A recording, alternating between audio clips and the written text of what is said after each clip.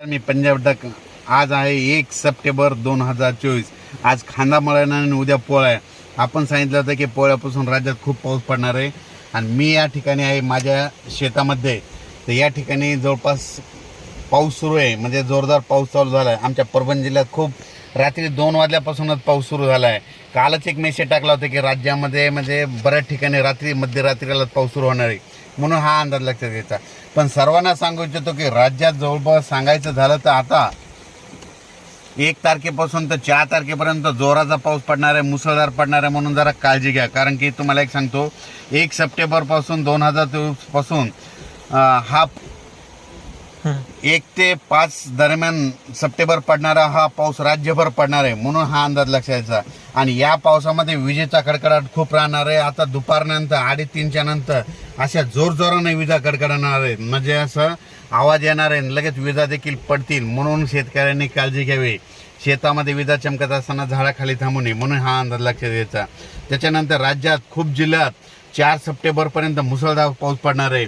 मुसळधार पावसाचे जिल्हे तुम्हाला एक सांगू इच्छितो: यवतमाळ जिल्हा, नांदेड जिल्हा, हिंगोली जिल्हा, अकोला जिल्हा, बुलढाणा, जालना, परभणी, बीड, लातूर, उस्मानाबाद, पंढरपूर, नगर, पुणे, नाशिक, धुळे, नंदुरबार, जळगाव, संभाजीनगर. म्हणजे या जिल्ह्यात म्हणजे मुसळधार पाऊस आजपासून म्हणजे 1 तारखेपासून 4 तारखेपर्यंत पडणार आहे, म्हणून सर्वांनी काळजी घ्यावी, सतर्क करावे. त्याच्यानंतर अतिमुसळधार तुम्हाला एक पाऊस सांगू इच्छितो, म्हणजे आजपासून दुपारनंतर अतिमुसळधार पाऊस पडणार आहे. आणि हा अतिमुसळधार पाऊस कुठं पडणार आहे सांगायचं झालं तर यवतमाळ जिल्ह्यात एक जोरदार पाऊस पडणार आहे, नांदेड जिल्ह्यात जोरदार पाऊस पडणार आहे, हिंगोली जिल्ह्यात पडणार आहे, परभणी जिल्ह्यात पडणार आहे, लातूर जिल्ह्यात पडणार आहे, बीड जिल्ह्यात पडणार आहे, नगर जिल्ह्यात पडणार आहे, संभाजीनगरकडे पडणार आहे, सोलापूरकडे पडणार आहे, नाशिककडे पडणार आहे, मुंबई, धुळे, नंदुरबार, जळगाव मध्ये या 14 जिल्ह्यामध्ये अतिमुसळधार पाऊस पडणार आहे. या 14 जिल्ह्याचा पाऊस पडल्याच्या नंतर या 14 जिल्ह्याच्या वरी जायकवाडी धरण आहे आणि नाशिककडचं अतिवृष्टी देखील होईल. नगर आणि जालन्याच्या दरम्यान देखील अतिवृष्टी देखील होणार आहे. म्हणून धरण क्षेत्रातील लोकांनी, नदीकाठच्या लोकांनी काळजी घ्यावी, कारण की नदीला पूर देखील येईल, म्हणून हा अंदाज लक्षात घ्यायचा. आणि जायकवाडीच्या लाभ क्षेत्रामध्ये, कॅचमॅट एरियामध्ये नाशिककडं, नगरकडं खूप मुसळधार पाऊस पडणार आहे. त्याच्यामुळे त्या नद्याला पूर येणार आहे, त्याचं पाणी जायकवाडीला येणार आहे. जायकवाडीत जवळपास आजच सकाळची म्हणजे तिथून आलेल्या आकडेवारीनुसार जवळपास 85% जवळपास भरलंय. आणि तिकडून आवक तर क्युसेसनं खूप चालू आहे, 40 का 50 हजारांना चालू आहे. त्याच्यामुळे हे जायकवाड धरण उद्यापर्यंत ते 92 जाईल, म्हणजे 2 सप्टेंबरपर्यंत 92 जाईल.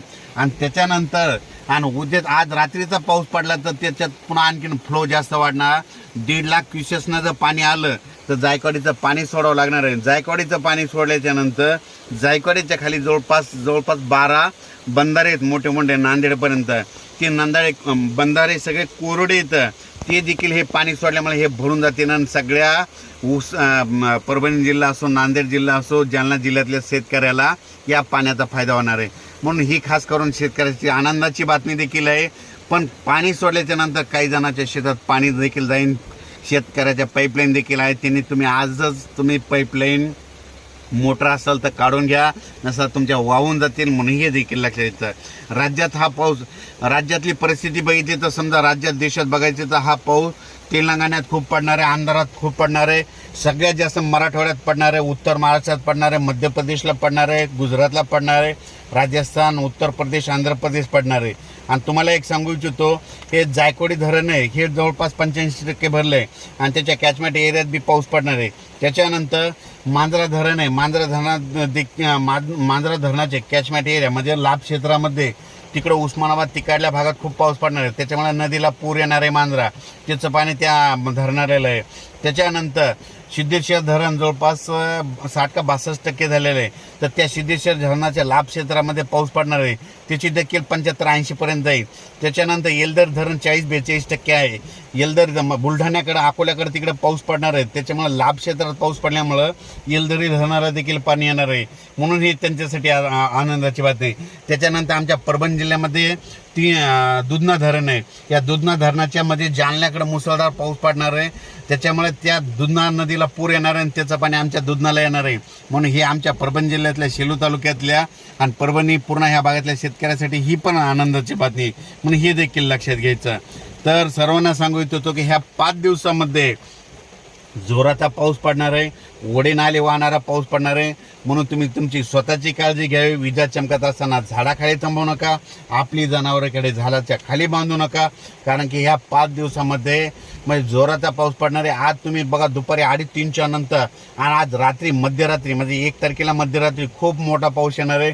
2ला देखील जास्त पाऊस पडणार आहे, 3ला पडणार आहे, 4ला पडणार आहे. म्हणजे 5 तारखेपर्यंत पाऊस पडणार आहे. म्हणून हा अंदाज लक्षात घ्यायचा.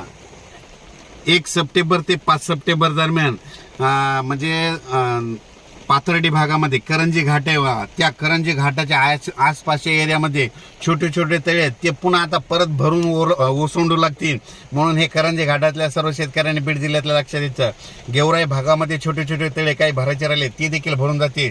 त्याच्यानंतर जालना जिल्ह्यामध्ये रोयलागड हे म्हणजे दुष्काळ पट्ट्याचा एरिया, म्हणजे पाऊस पडत नाही त्या रोयलागड भागात, तर त्या ठिकाणी जे तळे येतात ते देखील ह्या म्हणजे आज उद्या ह्या 3 दिवसाच्या पावसात मुसळधार पावसामध्ये भरून जातील. म्हणून त्या रोयलागड क्षेत्रातील सगळे त्यांच्यासाठी आनंदाची बातमी. त्याच्यानंतर गंगापूर, वैजापूर, कन्नड, माहोरा, धाड, भोकरदन, सिल्लोड या भागामध्ये छोटे छोटे खूप तळे येतं. तर त्या तळे काहीतरी भरायचे राहिले होते, तर आता ह्या उद्याच्या पावसात म्हणजे 1 ते 5 सप्टेंबरच्या पावसात ते देखील भरून जातील. म्हणून हा अंदाज लक्षात घ्यायचा. सांगायचं झालं तर राज्यामध्ये आता 5 तारखेपर्यंत जोरदार पाऊस पडणार आहे. म्हणून हे सगळ्यांनी अंदाज लक्षात द्यायचा. अचानक वातावरणात बदल झाला तर लगेच एक मेसेज दिलं जाईल. पण सर्वांना एक विनंती की विजा चमकत असताना आणि त्याच्यानंतर झाडाखाली थांबू नका. आता नदीला पूर येणार आहे, पूर आल्याच्या नंतर आगुरी द्या करू नका, पुलाच्या फरशी पाणी आल्यास पुढे जाऊ नका. म्हणून हे देखील सर्वांना करण्याची विनंती आहे. आणि मी आज हे जे अंदाज दिलेला आहे हे माझ्या शेतामधून देत आहे. आणि हे परवा दिवशी आम्ही 30 ऑगस्टला आम्ही हे झाडं लावले होते. आम्हाला माहीत होतं 31 आणि 1 तारखेला पाऊस येणार आहे, म्हणून हे सगळे झाडं आम्ही रोडच्या बाजूला लावलेले आहेत. म्हणून हे देखील ह्या अंदाजामध्ये सांगतो. अचानक वातावरणात बदल झाला तर लगेच एक मेसेज दिला जाईल. धन्यवाद.